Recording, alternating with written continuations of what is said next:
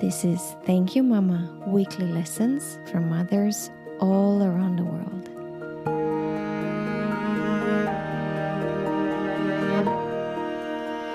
Hi, and welcome to the new episode of Thank You Mama. My name is Anna Tyder.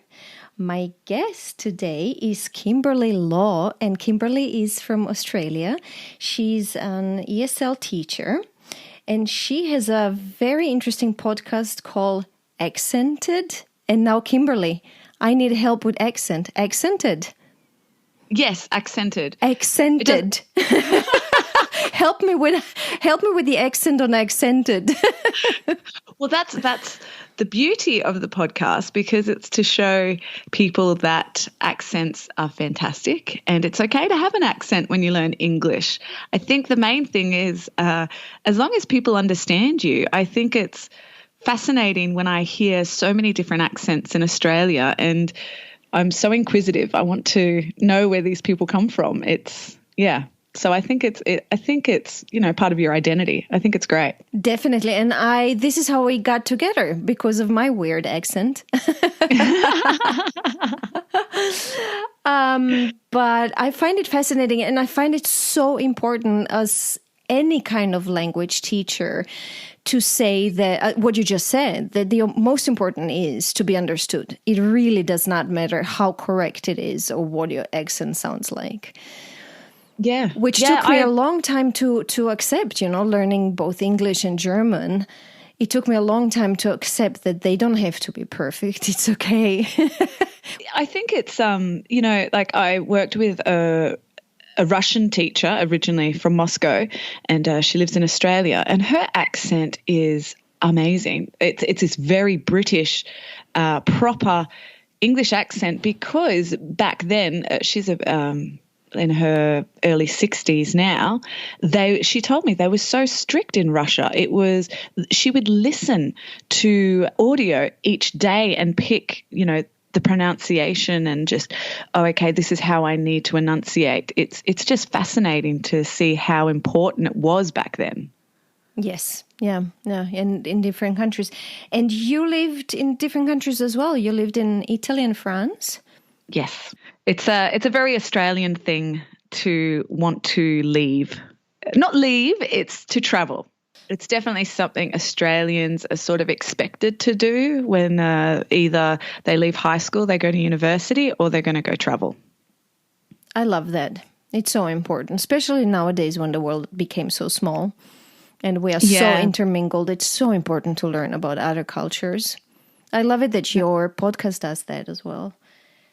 Yeah, I think it's I just find it, whenever I interview a guest, it's so interesting to hear their story, and I can't visit where they live, and at the moment I can't, but if I could, it's just great to listen and hear.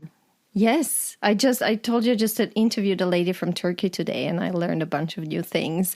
And I'm so excited that I can share that with my listeners, all these new things I learn about each new culture. It is. I've been listening to your podcast for the last few days. I think it's great. And to hear people talk about their mums, it's, they all have little different things in each culture that they think is important. And it's, it's great to hear. Thank you. And apropos mums. Yes. Let's hear about Mum Margaret. Yeah. So my mum comes from a very small country town in Western Australia called Geraldton. Australia is so far away from everything that when you think of Geraldton, it's even further away from everything. Sydney is our biggest city, and just think that it's exactly like it's opposite. So it's like going across the continent of Europe. That's where my mum was from. So I think Western Australia, like the whole state, it's basically half of Australia, has probably 2 million people, maybe a bit more now. I could be wrong, but we're a country of 25 million people. So that part of Australia is very remote. So my mum comes from a family of 8, and she was very young when she got married. Her and my dad met in high school. They were teenagers and they got married. And my mum she just wanted to travel and she's the only one from her family that left. So I have a whole bunch of cousins who are still in Geraldton. And yeah, so my dad, he joined the army, and that was their way to get out and travel. So I guess they were both from quite poor families. So back then in the country town, not a lot of people went to university either. So I guess that was a way for my mum and dad to get out and see the world. So by dad joining the army, I think their first posting was to the capital city, Perth, in Western Australia, and then straight over to Sydney after that, which I think my mum was probably 18 or 19 at the time. So they were married and went straight over to Sydney, to start their life together. And shortly after that, my mum was pregnant at 19 with my sister. Wow, that's young. Yes, they were very young and just wanted to see the world. And we lived all over Australia. Each, I have a brother and sister, and we're all born in different cities and towns, because each year my dad would get another posting and we would go to a new city. My sister's 6 years older than me, so she went to 12 different schools, and I went to 6, and my younger brother went to 3. So it's interesting to see how different our lives have been growing up. Did you enjoy it? Did you like it or hate it? I loved it. And you can tell that my sister and I loved it because my sister currently lives in the Middle East, and her and I travel. My brother just lives down the road from my parents. And he didn't go to enough different schools. I guess so. It's funny. He when I was living in Italy, he came to visit me, and he likes going on holidays, but he's happy to stay where he is. And I love the way he lives, because he's obviously been influenced by my mum, because she works to live, whereas my sister and I live to work. And so he's more like my mum, and he has a little fishing boat. He has a cruisy job, and they live near the water, and he just goes fishing all the time. Oh, nice. He has he has an amazing life with his family. So, so that's, my mum's always she's lived to work. No. Yes. She works to live. Worked to live. Exactly. No, she works to live. That sounds very Croatian. We like that in Croatia. Oh yeah, my mum's working to fund her lifestyle. What does she do? So at the moment, it's interesting. So it's never been about careers for my mum, because my dad has always had the career in the army, and she's always supported everyone in this family. So she's always been about she's always picked up little part-time jobs. To start with, my mum, because my grandmother never worked, she looked after 8 kids. And my mum told me that she actually hid from her mother that she worked, because she felt that maybe her mum would think it wasn't good, that she should be looking after her kids. So my mum, I think, had some part-time jobs when we were younger as like a cleaner. Then she worked in hospitality. And my mum's always, I think this is what I take from her, she's always been interested where people come from. And I remember one of her jobs in Sydney when she first arrived, she was working in an RSL. This is a club for, they only have them in Australia. It's for older people with cheap food, and it's more for veterans, people who've gone to war. But people go there because it's they usually don't make a lot of money, and it's cheap food and drinks. So my mum met this French chef there, and he taught her how to make pâté. And I love pâté. I know, my mum makes this amazing pâté. So she's always been, my mum's about food. She's an amazing cook, and she cooks for us. Like one thing I say to my son all the time, and this is what my mum always would say to me, she'd say, "Oh, I made this with love."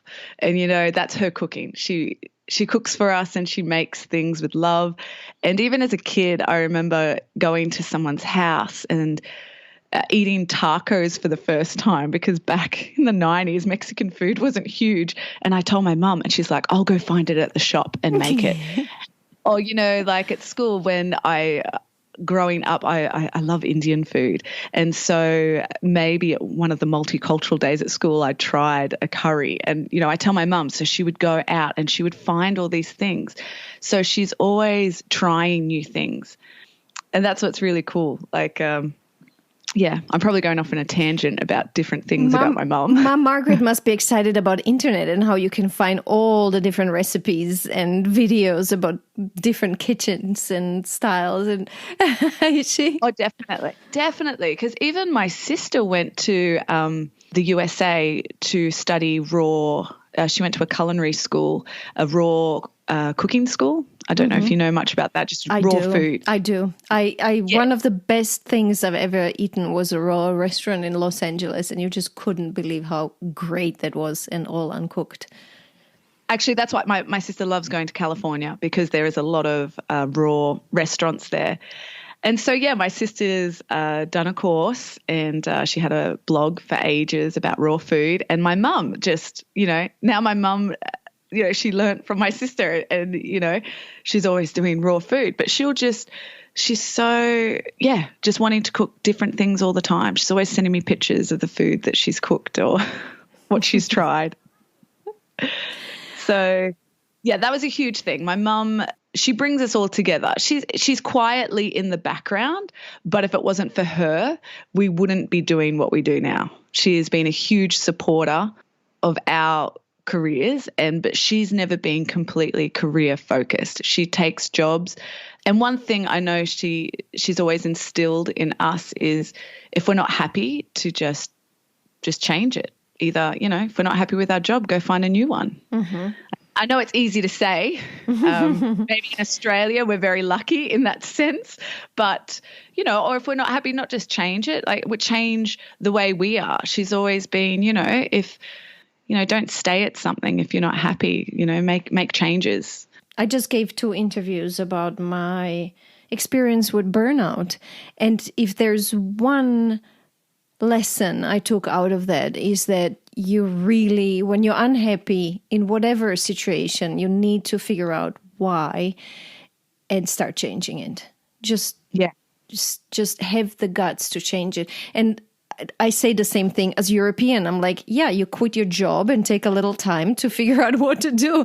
And I'm aware what a luxury that is now that I live in the United States, to have the social network that will catch you if you need a break. But it's so important. This is such an important lesson to not rot in the gut, but just change things when they're not working. Yeah. No, that's it. And I think, so Mum's just always worked. She did work, I think, nearly 15 or 16 years for the government in administration. And at the moment, she works just down the road from her little apartment in a weighbridge at like a recycling, like where people just take their things to dump them. So she's in the office there, and she works 2 days on and 7 days off. She loves it. And they live near the beach. So nice. When she's not working, she's always out with Dad riding a bike. They're quite quirky. They had a tandem bike for a while. Cute. So and since they've been in isolation, and we haven't had it so bad in Australia, especially where they're from. They live in Queensland, which is north of Australia. So they still live on the East Coast. They've never made it back to the West Coast.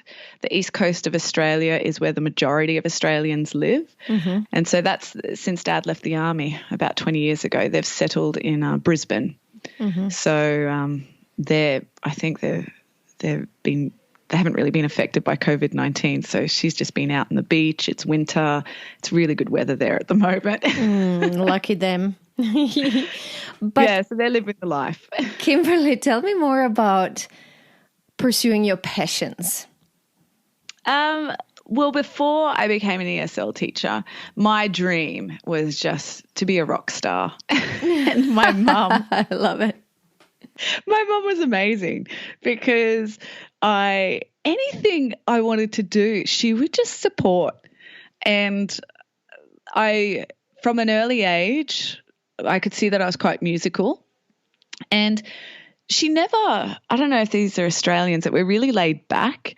She never pushed anything on us. But if we came to her with an idea, oh, I like this, she'd be, okay, well, let's go and find, a music teacher for you.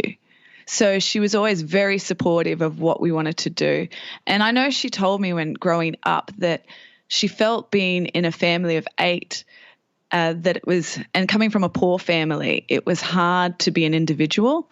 So with us 3 kids, she really tried to nurture our individuality by supporting us with everything we wanted to do. Like the 3 of us, even when we were in the same place, we all went to different schools according to what suited us. So she was So she was very supportive that way, which I think is amazing. Which was not easy for her. If anybody has 3 kids, they would know what it means to drive 3 kids into 3 different schools every day. I know. So she really tried to give us the best education. And so when I was about 12, I wanted to learn guitar. My mum got me, we found a guitar teacher. And then after a few weeks, I started to teach myself. And then as I got older, I wanted to start a band. And so I had an electric guitar, and I remember finding a band. I don't know, you used to go to music stores and people would put up, I guess before mobile phones, they would put up ads and say, looking for a guitarist or a singer. And I found an ad and I called them. And we were all about 15. And it was on the other side of town in Brisbane. And Brisbane is a massive city. It could take 2 hours to drive across the city. And so I told my mum, I said, these I've called these boys and we all have similar music interests, but it's on the other side of town. And Mum, said, okay, well, I'll drive you across. Took us about 50 minutes each way on a Saturday morning. And she said, I'll drive you. We'll see if you like it. The 3 of us got on so well. And I said, Mum, I'd love to continue playing with this group. And so she just changed her Saturday morning routine that's when we did the supermarket shop. She would bring this in the car. We call it an esky in Australia. It's a big container where you put cold drinks and you can put ice in it. So she, while I went to band practice for 3 hours, she would have this esky in the car, go do her supermarket shop and come back and put all the cold foods in the esky and then wait for me to finish, and then we'd drive home. She did that every Saturday morning. Wow. For how long? Maybe 2 years. Oh, wow. It was every now and then we'd miss a Saturday. And I know because the other 2 boys lived on the other side of town, every now and then the parents would try and meet halfway so it wasn't too far to travel. But she did that. And, at the time, so I loved punk music. I was playing guitar in a punk rock band and singing. And we actually were getting towards the end of the 2 years, we started getting gigs around Brisbane. But at that time, you had to be over 18 to get into bars. And we were playing at 17 years of age.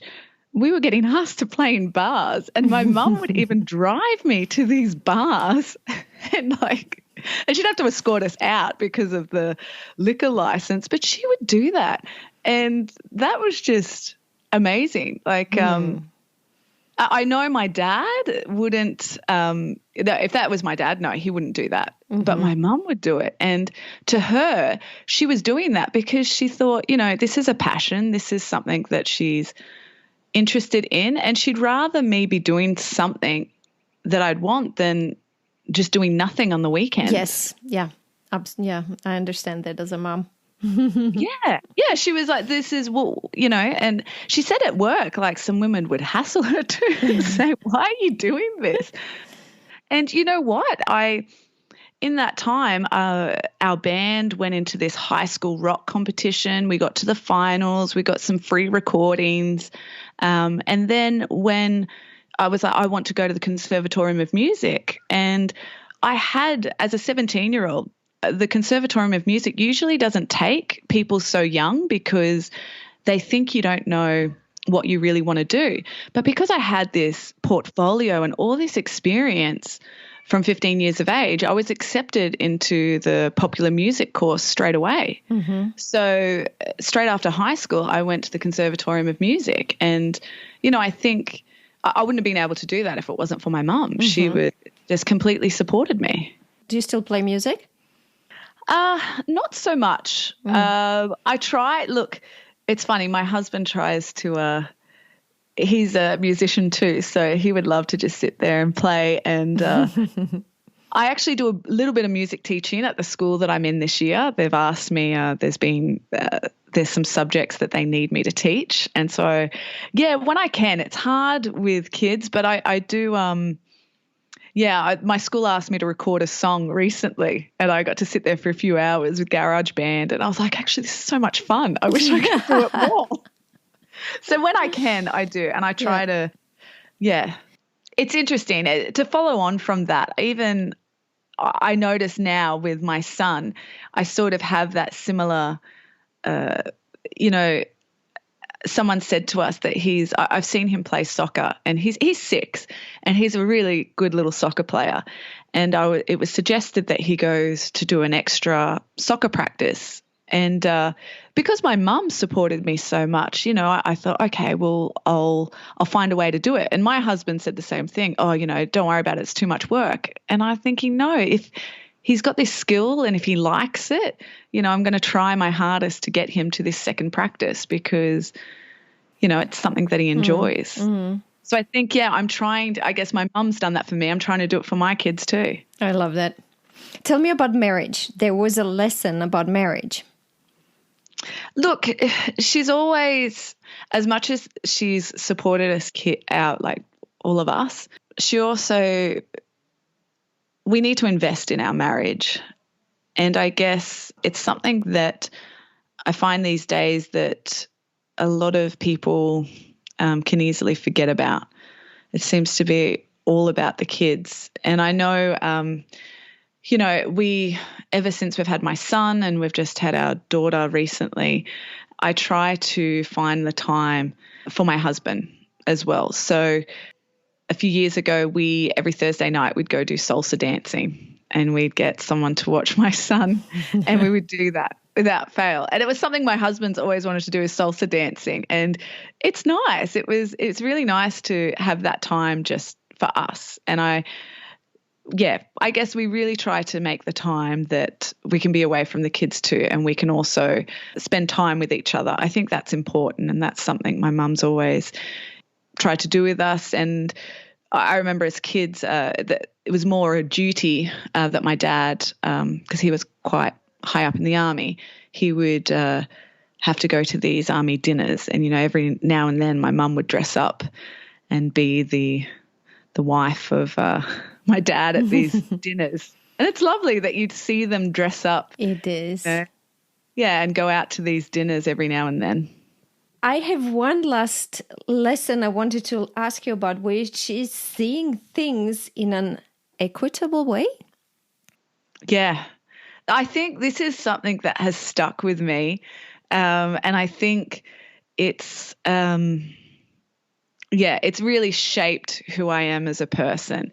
And I guess in Australia, our history as, unfortunately, we do have this ingrained racism with our history. And actually this week in Australia, it's Reconciliation Week, and it's a week where we recognise the horrible things that have happened to the Indigenous culture here, and how, it's the oldest culture in the world, 65,000 years. And in 300 years, how it's just a lot of it's disappeared. And as Australians, we're trying to, acknowledge the Indigenous population and how we have these shared histories. And I think, growing up, I remember being at school as a young teenager, and I remember some kids talking at school, and Aboriginal Australians are given there's sometimes when you fill out forms here in Australia, you can tick if you're Indigenous. And I heard these kids talking at school about this Indigenous student, and they were saying things like, oh, he's going to go on this trip. We were going on an international trip on exchange, and he's going to get some help from the government. And I remember coming home and saying to my mum, and I said, oh, because my dad's a very black and white person, and at some point I do see things very black and white sometimes. And I said to my mum, I said, oh, is that fair, if people get help from the government? And my mum said, I don't know why why does this matter to you?